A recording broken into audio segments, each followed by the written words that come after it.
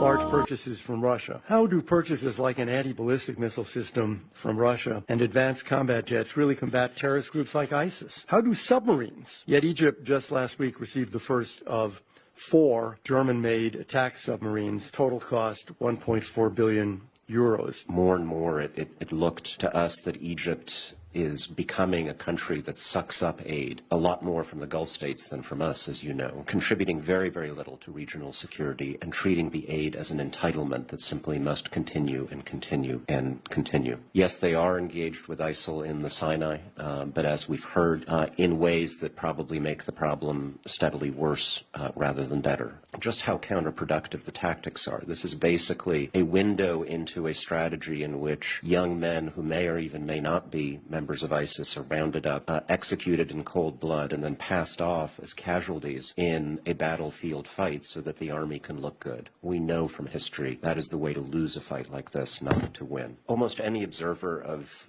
the Sisi government, I think, would agree that over the last 2 or 3 years, the primary priority of the Egyptian military and of General Sisi has not been to fight terrorism or to improve governance. It has been to make sure that what happened in 2011, the Tahrir Square rising, something like that can never, ever, ever, ever happen again in Egypt, and that the power of the military over the country's politics and economics is not challenged again. And as a result, they have concentrated as much on persecuting their political opponents, peaceful protesters, independent NGOs, the very people in the country who are most likely to despise jihadism, as it has on hunting down terrorists. My job was talking to authoritarian governments around the world, and I have to say the meetings with the government of Egypt were amongst the least productive and most unpleasant. A lot of governments around the world that do things we don't like, but you can have a thoughtful, intelligent conversation where you're talking to somebody who you feel like they've got the best interest of their country in mind, but they have a different vision for how to achieve them. And in the case of Egypt, it's just angry, rude denial of all problems, and how dare you, U.S. government official, raise these things with us, and where